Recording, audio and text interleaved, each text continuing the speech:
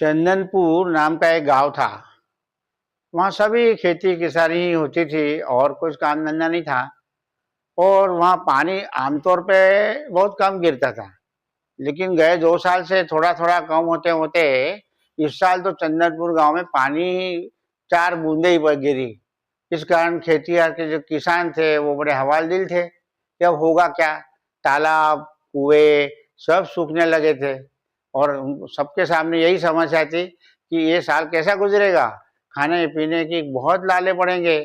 लेकिन सरकार की तरफ से रोज पानी के कुछ टैंकर आते थे या खाने के पैकेट्स आते थे, उसके ऊपर ही सबका गुजारा, छोटे किसी मजदूरों का इनका सबका चल रहा था। बड़े लोगों के पास तो अपने कुएं भी थे, अपना भंडार था, तो उनको तो दिक्कत नहीं, पर साधारण लोगों के लिए बहुत दिक्कत थी। राघव भी उसमें से एक छोटा किसान था। उसके बाद छोटी सी जमीन थी, अकेला ही था। और ये कहता था, वो सोचता है यार ये तो इस जमीन को भी दरारें पड़ गई, खेत में इतना सूखा है, तो अपन क्या करेंगे, ये सरकारी मदद के ऊपर कब तक जिएंगे। अपने को कुछ तो करना चाहिए। अपन तो जवान आदमी है, अपन यहाँ ऐसे पड़े रहेंगे, ऐसे सरकारी थैले में पैकेट आएगा और पानी का टैंकर आएगा, उसके साल भर निकालेंगे और ये नहीं कुछ करेंगे। मैं अपन तो चलते कहीं और दूर, जहाँ कुछ काम धंधा मिले और अपना खान पान भी चलता रहे। तो राघव चल पड़ा, पैदल पैदल पैदल। उसने कहा बहुत दूर जाऊंगा तो कम से कम सूखे से दूर, सूखे से कोई संबंध नहीं होने वाला गांव मिल जाएगा। तो चलते चलते चलते शाम हो गई। तो एक जगह उसने देखा कि जंगल में एक झाड़ के नीचे एक साधु बाबा बैठे हुए हैं। तो बोले यार ये साधु बाबा बैठे हैं यार, इनसे ही पूछते, अपनी समस्या का कोई समाधान इनसे निकल जाए, ये तो अनुभवी लोग होते हैं। तो साधु बाबा के पास गया, उनको प्रणाम किया। तो साधु बाबा, अरे बेटा तुम इतनी रात को इस सुनसान जंगल में क्या कर रहे हो। तो उसने अपने गांव की स्थिति बताई, ऐसी ऐसी बात है, सूखे के मार से सब गांव पीड़ित है, इसलिए मैं निकल पड़ा हूँ, जहाँ कहीं ऐसी जगह मेरे को काम धंधा मिले, खाने पीने को मिले, इसलिए मैं निकल पड़ा। तो आपके पास कोई ऐसा उपाय हो तो बताओ ना साधु महाराज। तो साधु महाराज बोले कि अरे भाई देख, तू अब आ रहा है ना, तो पहले जो भी तेरे को काम धाम के लिए कोई बोलता है तो मना मत करना। तो बोला कि राघव, उसका नाम था राघव। राघव बोला, अरे मैं पूछ रहा हूँ कि मेरा कोई सरल उपाय है क्या मेरे को धनवान बनने का है। तो बोले कि और फिर क्या है कि तू जहाँ जो भी काम मिले उसमें मेहनत से ईमानदारी से करना, जिससे तेरा गुजर बसर अच्छे से हो सके। बोले महाराज मैं पूछ रहा हूँ, अरे बोले देख सुन रहा, मैं जो बोल रहा हूँ वो सुन। तो बोले अच्छा, मेहनत ईमानदारी से करेगा तो तेरे को उसका फल जरूर मिलेगा। अच्छा, दूसरी एक बात और है, जब किसी की कोई सीक्रेट बात अपने को मालूम पड़े तो भी कभी किसी तीसरे के पास उसकी चर्चा नहीं करना, वो अपने मन में रखे रहना। यह हमेशा ध्यान रखना कि किसी के बदनाम होने वाली बात ऐसी कोई करना नहीं अपने को किसी और से। अपने देखा सुना, अपने को मालूम पड़ा, लेकिन अपने दिल में रखो। इस प्रकार से तू करेगा ना, और कभी कोई साधु महाराज ऐसे कोई भी दिखे तो उनको अवॉइड मत करना, पहले उनसे जाके उनको प्रणाम करना, उनके पास बैठना। उस साधु की संगतों से भी तेरे को बहुत फायदा मिलेगा। तो बोला कि महाराज मेरे बस, मैंने इतना बोला, इतना कर, फिर देख क्या होता है। तो फिर रात को तो वो साधु महाराज थे वही सोया, रात हो गई थी। तो फिर सुबह निकल पड़ा तो करीब दोपहर का टाइम हो गया था, 12-1 बज रहे थे। तो एक जाते जाते रास्ते में उसको एक बहुत बड़ी हवेली दिखी। उसने बोला ये बहुत बड़ी हवेली है, इसका मतलब यहाँ तो कोई अच्छा पैसे वाला आदमी रहता है, तो जरूर कोई अपने को काम धंधा मिलेगा, इतने बड़े बिल्डिंग में है। तो महल सरी की ये थी इमारत। तो फिर उसने वहाँ खड़ा खड़े देखते रहा, सोचते रहा, वो महल की तरफ देखते हुए। उतने में एक आदमी पीछे से आया और उनके कंधे पे हाथ रखा और उसको पूछा, अरे भाई क्या कर रहे हो यहाँ, क्या नाम है तुम्हारा। तो ये बोला, मैं राघव हूँ और मैं काम धंधे की तलाश में निकला हूँ, और यहाँ हवेली देख के मैं यहाँ खड़ा हो गया, काम करोगे। बोले बोले हाँ, हमारे गांव के सूखा पड़ा है, कुछ भी नहीं है, इसलिए मैं निकल पड़ा हूँ। तो बोले यार काम तो मैं तेरे को दे सकता हूँ, टेम्पररी है, मतलब हमेशा के लिए नहीं, पर अभी कुछ दिन के लिए क्या है कि मेरी माँ बीमार है, तो मैं किसी अपने गांव में जा रहा हूँ, और वो सेठ मेरे को छुट्टी नहीं दे रहे, और वो बोल रहे हैं कि जब तक तू तेरे जगह कोई दूसरा आदमी काम पे नहीं लगाएगा तब तक तेरे को मैं छुट्टी नहीं दूंगा। अब तुम आ ही गए हो, तुम मेरी जगह काम करो और मैं काम क्या है सब बताता हूँ।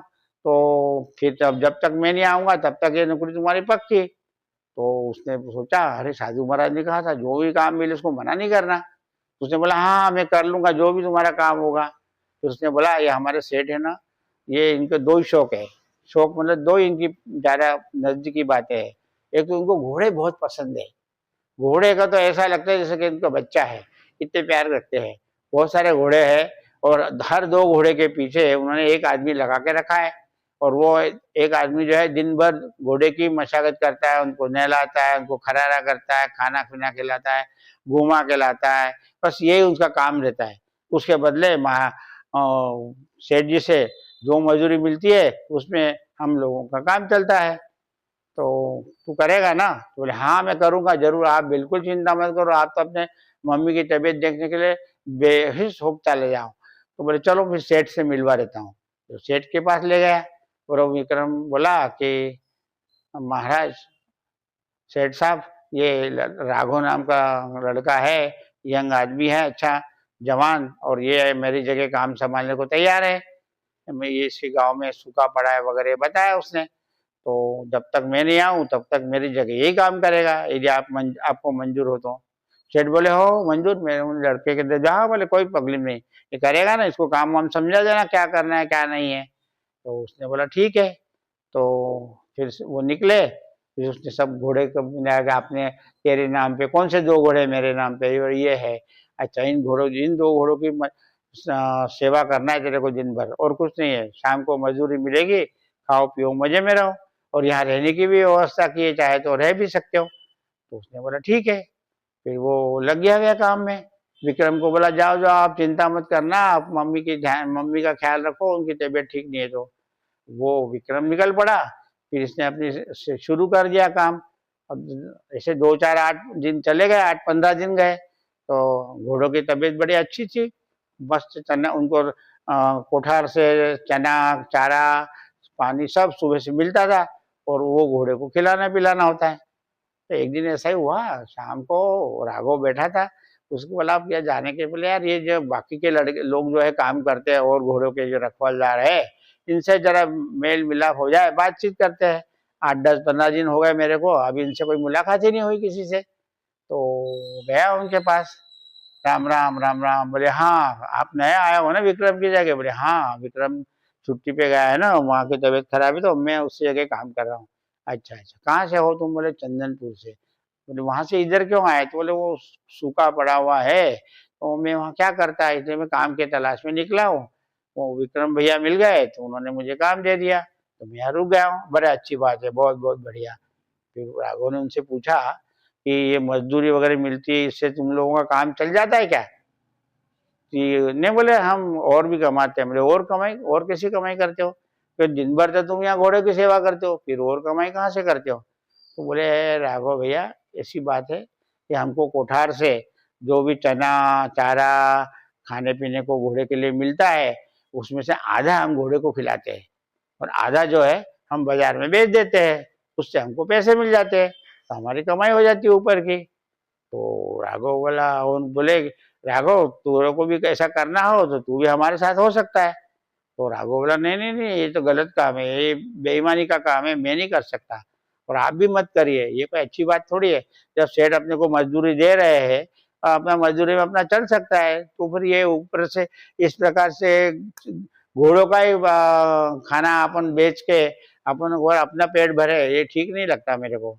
अरे बोले चलता है, ऐसा कुछ नहीं है, घोड़े को मालूम पड़ता है सेठ को। बोले नहीं, सेठ को मालूम पड़े या ना पड़े, पर सवाल ये है कि ये काम ही गलत है। तो बोले तुम, बोले नहीं मैं नहीं हो सकता आपको ज्वाइन, मैं ये काम नहीं करूंगा, मैं तो घोड़े को जो भी दाना पानी मिलता है कोठार से वही खिलाऊंगा, और जो मजदूरी मिल गई उसी में मैं खुश हूँ। मेरे को और पैसे कमाने की इच्छा नहीं है, क्योंकि ऐसा काम गलत काम है ये। हाँ सही काम से पैसे मिलते तो वो करने को मैं तैयार हूँ, मेहनत के लिए मैं पीछे नहीं हटा हूँ, मैं ईमानदारी से काम करता हूँ मेरे रोजाना, और मेरे को ये बेईमानी बिल्कुल पसंद नहीं है।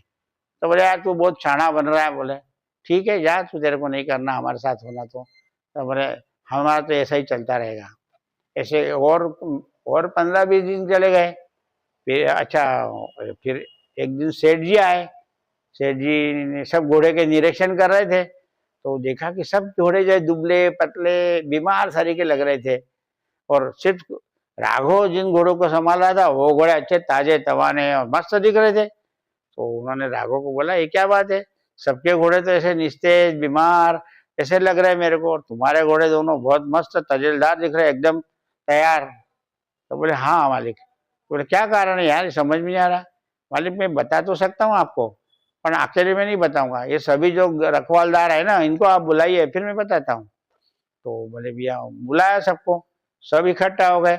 फिर राघव ने बोला सेठ जी के सामने ही कि ये सब रखवालदार जो है, वो जो दाना चना ये खाना पानी सब चारा बिरा जो भी घोड़े के लिए मिलता है, ये उसका आधा बाजार में बेचते हैं और आधा ही घोड़े को खिलाते हैं। तब ऐसा आधा ही खाना मिलेगा तो घोड़े कहाँ से तंदुरुस्त और अच्छे दिखेंगे, वो तो ऐसे ही दुबले बीमार तरीके लगेंगे। सेठ जी को बहुत गुस्सा आया, बोले, ये बात सही बात है। तो बोले, हाँ मालिक, मैंने उनसे बात की है और ये ऐसा करते हैं। मैंने कहा, मैं ऐसा बेईमानी का काम नहीं कर सकता। तो उन्होंने रखवालदारों को पूछा, क्यों भाई, ये राघव क्या बोल रहा है, क्या ये बात सही है? हाँ मालिक, वो हमारे को पैसे की जरूरत पड़ती है, तो फिर अब क्या करें। बोले, नहीं नहीं, गलत बात है, ये तुम्हारी मजदूरी भले ही मैं बाद में बढ़ाऊंगा, पर अभी ये काम बंद कर दो आप। और फिर राघव को बोले, राघव, तू इन रखवालदारों का ना, इनका हेड, तू इनके ऊपर नजर रखना, और कोई भी गलत काम इस प्रकार से होता है तो मुझे बताना, अपन उसको नहीं रखेंगे काम पे। अब तुमको मैंने इनका हेड बना दिया, सुपरवाइजर, जो सभी घोड़ों के रखवालदारों के ऊपर नजर रखेगा। तो सबको बड़ा गुस्सा है कि कल का आया हुआ राघव, ये आपने ये बता के और आप खुद सुपरवाइजर बन गया हमारा, अब क्या करें। सेठ ने बोला है तो उनको मना तो नहीं कर सकते। तो ऐसा ही कुछ दिन चलते रहा। तो उसके बाद तो सेठ भी राघव के काम से बड़ा खुश था। कुछ भी छोटा मोटा काम हो तो राघव को ही बुलाता। सेठ को एक लड़की थी, वो लड़की से वो बहुत प्यार करते थे, उनको इकलौती लड़की थी, बाकी सेठ को कोई और कोई नहीं था उनके घर में। और न उनका इतना धन संपत्ति जमीन जायदाद थी, वो उसकी सबकी वारिस एक लड़की थी। कुछ दिनों बाद क्या हुआ कि विक्रम आया छुट्टी से। विक्रम आते से राघव बोला, अरे भाई विक्रम भाई आ गए, कैसी माँ की तबीयत? बोले, हाँ अब तो काफी ठीक है, इसलिए मैं आ सका। तो बोले, अच्छा हुआ आप आ गए। तो सेठ जी ने बोला कि विक्रम आ गए तो विक्रम विक्रम का काम देखेगा, तुम इनका इन सब रखवालदारों का सुपरवाइजर का काम तुम्हारे पास ही रहेगा। सबको बड़ा गुस्सा है, राघव आप पीछे से आके बाप बन गया हमारा तो बिल्कुल, हम क्या करेंगे। तो ऐसे ऐसे कुछ दिन निकले। तो एक दिन उसको मालूम पड़ा कि जो सेठ की लड़की थी वो विक्रम से प्यार करती थी और उससे शादी करना चाहती थी। अब ये बात जब सुनी तो राघव को लगा अपन सेठ को बोलना चाहिए। फिर उसको साधु बाबा की याद आई। साधु बाबा ने बोला, नहीं, किसी का भी सीक्रेट कोई भी मालूम पड़े तो भी अपने को किसी को नहीं बताने का है। तो वो चुप रहा। फिर ये सब देख के बाकी सब रखवालदार विक्रम ये सब सोचने लगे, यार ये राघव का पत्ता कट करना चाहिए, ये फोकट ही रखवालदार सुपरवाइजर बन के फिर रहा है और अपने पर ये कस रहा है लगाम। तो इससे कारण अपनी भी नुकसान हो रहा है, आमदनी ये हो रही है। उसने कहा, क्या करे क्या करे। तो उसने फिर वो लड़की को बोला, सेठ की, विक्रम की दोस्त थी ना, वो उससे शादी करने वाला था। उसने बोला कि राघव का ऐसा ऐसा है, इसको निकालना है, तो कुछ आइडिया लगा। तो उसने बोला, ठीक है। उसने जाके पिताजी से बोला, पापा ये राघव जो है ना, ये बहुत बदमाश आदमी दिखता है, हमेशा मेरे तरफ ऐसा दिखता है जैसा कि इसको लगता है कि ये लड़की से शादी करूं तो। क्या बात कर रही है? बोले, हाँ, मैंने 2-3 बार उसको टोका भी पर वो मानता ही नहीं। उसको वो चाहता है मेरे से शादी हो जाए, जिससे धन संपत्ति का वारिस बन जाए। सेठ को बड़ा गुस्सा है कि राघव ऐसा करता है। सेठ ने सोचा, अब इसको तो छोड़ूंगा नहीं मैं। उसने फिर एक दिन अपने एक गुंडे को बुलाया, उसका नाम था गेंदालाल। वो वहां से 5-10 किलोमीटर दूर रहता था। गेंदालाल को बुलाया और उसने बोला, ये राघव नाम का ऐसा ऐसा लड़का है, मैं भेजूंगा, उसके बाद तू तो उसको ठिकाने लगा दे, उसको जिंदा नहीं रखना मेरे को। जो मेरी बेटी के बारे में सोच रहा है शादी करने की, ऐसा लड़का है। और ये मजदूर आदमी बोले, तुम इसको मार देना। बोले ठीक है। तो गंडालाल चला गया। फिर दूसरे दिन सुबह क्या हुआ कि सेठ जी बोले राघव को, राघव इधर आओ, एक छोटा सा काम है, हमें 10 किलोमीटर दूर एक गेंदालाल रहते हैं, वो वो अपने बंदा है, तो वो कुछ माल दे देगा, वो लेके आना है, और तू विश्वास का आदमी है, सुपरवाइजर आदमी, तू विश्वास का है, इसलिए तेरे को भेज रहा हूँ। राघव बोला हो, मैं चला जाऊंगा। भैया राघव निकल पड़ा गेंदालाल के जाने के लिए। उतने में क्या हुआ, विक्रम ने देखा, अरे राघव जा रहा है। वो सब खार खाए बैठे ही थे, बोले यार अपना राघव को अपन निपटा दे। ऐसा विक्रम के और उसके रखवालदारों ने सोचा। विक्रम भी उसके पीछे पीछे जाने लगा, पर राघव बहुत दूर चला गया था। उतने में क्या हुआ कि जंगल में एक झाड़ के नीचे 2-3 साधु बैठे हुए थे। साधु बैठे हुए थे, राघव ने देखा अरे साधु लोग बैठे हुए हैं। बोले उस साधु ने अपने को कहा था कि कोई भी साधु लोग दिखे तो उनको अवॉइड मत करना, जाके उनके पास बैठना, उनसे कोई ज्ञान प्राप्त मिलेगा, अच्छा ही फायदा होगा तेरा। तो वो गेंदालाल के जाने के पहले बोले अपन पहले साधु बाबा से मिलते फिर गेंदालाल के यहाँ जाएंगे। तो वो साधु बाबा के यहाँ गया और उनसे बातचीत की। फिर उसने अपने साधु जो मिले थे उनके बारे में बताया, और फिर वहां बैठ के उनके साथ गपशप करते रहा, उनसे ज्ञान प्राप्त करता रहा। ऐसे में घंटे 1.5 घंटा निकल गया। तो इधर क्या हुआ कि विक्रम उसको ढूंढते ढूंढते ढूंढते पीछे पीछे जाने का सोच रहा था, पर विक्रम को राघव कहीं दिखाई नहीं। तो वो करते करते वो गेंदालाल के घर तक आ गया। अब गेंदालाल को लगा अरे यही राघव होगा, उनको तो उसने देखा हुआ नहीं था। उसने कहा था जो भी आदमी पहले आएगा उसको मार देना। तो वो भैया क्या हुआ कि जैसे ही विक्रम पहुंचा गेंदालाल क्या, गेंदालाल ने उसकी पकड़ पकड़ी, उसको मार दिया और फेंक दिया बाहर। अब बाद में क्या हुआ कि राघव साधु बाबा के पास, फिर राघव निकला उधर साधु बाबा के यहाँ से बात करके, और गेंदालाल के वहां तो देखा तो क्या वो विक्रम मरा पड़ा हुआ है। वो घबरा के दौड़ा दौड़ा दौड़ा घर आया और सेठ जी को बोला कि ऐसी ऐसी बात है, विक्रम मरा पड़ा हुआ है। ये सुन के वो लड़की ने सुना तो सेठ की लड़की भी रोने लगी जोर जोर से, क्या हुआ विक्रम तू मर गया, क्या होगा मेरा, वगैरह वगैरह। तो सेठ को बड़ा आश्चर्य लगा कि बोले यार ये लड़की अपनी क्यों रो रही है, विक्रम मर गया तो मर गया। पर उसको समझ में तो आ गया गलती से राघव के बजाय विक्रम मर गया। तो बोले ठीक है ना, पर लड़की को रोने की क्या जरूरत थी, ये तो सेठ की लड़की है, उसको विक्रम मर गया तो मर गया। तो उसने बोला भाई क्या बात है, तू इतना जोर जोर से धाड़ धाड़ मार के रो रही है, क्या बात है, विक्रम मर गया तो क्या होगा, दूसरा आदमी आएगा काम पे। तो बोले नहीं नहीं नहीं, विक्रम से तो मैं प्यार करती हूँ और मैं उससे शादी करने वाली हूँ। सेठ को गुस्सा आ गया, यार मैं इतना सेठ बड़ा और ये विक्रम से शादी करेगी। तो उनको बड़ा गुस्सा है, बोले नहीं कोई शादी वादी नहीं होने दूंगी। अच्छा हो गया विक्रम मर गया। वो लड़की बहुत रो रही थी। उसने फिर क्या किया, 1-2 रोज ऐसे निकले, वो तो खाना बंद कर दिया उसने, घर से बाहर नहीं निकलना, खोली जम के। 2 दिन बाद क्या हुआ कि सेठ ने बहुत सुबह आवाज लगाई, लड़की बाहर क्यों नहीं आई, कहाँ गई। उन्होंने देखा तो उसी कमरे का दरवाजा बंद। फिर उन्होंने बोला यार इसको बहुत धड़ किया तो भी कोई खुले नहीं। फिर आदमी को बुलाया और दरवाजा तोड़ा, देखा तो क्या वो फंदे से लटक रही थी, उसने सुसाइड कर लिया था क्योंकि विक्रम मर गया इसलिए। सेठ को बड़ा बुरा लगा, बोले कैसी लड़की है, मैंने इतने अच्छे संस्कार दिए उसको, अच्छा पाला पोसा, और वो कौन विक्रम है, वो मर गया तो ये तो अपना सुसाइड कर लिया। तो सेठ भी बहुत गहरे सदमे में आ गए। सब लोग इकट्ठा हुए थे, राघव भी था। राघव ने सेठ जी को बोला सेठ जी चिंता मत करिए, अब जो होना था हो गया, गलती से विक्रम मारा गया, और अब उसकी हालत देख के लड़की ने भी सुसाइड कर लिया, अब आप क्या कर सकते हो। सेठ बोले नहीं, अब मेरे को तो मेरे लिए जिंदगी में बचा ही क्या, अब तो मेरी लड़की चली गई तो अब मेरा क्या बचा है राघव, अब मेरी ये सिर्फ संपत्ति खेत घोड़े जो भी है वो सब मैं तेरे को देता हूँ, अब मेरा और कोई है नहीं। फिर उन्होंने वकील साहब को बुलाया, सब चीजें जो राघव के नाम कर दी। राघव को जमीन संपत्ति ये घोड़े रखवालदार तो देखते रह गए। मेरे बोले यार ये राघव तो यार पीछे से आके तो बड़ा बन गया, सेठ बन गया ये तो खुद ही। तो सब आप करते क्या, बन गया तो बन गया। सेठ ने जब उसके नाम सब कर गए तो राघव के तो मजे मजे हो गए।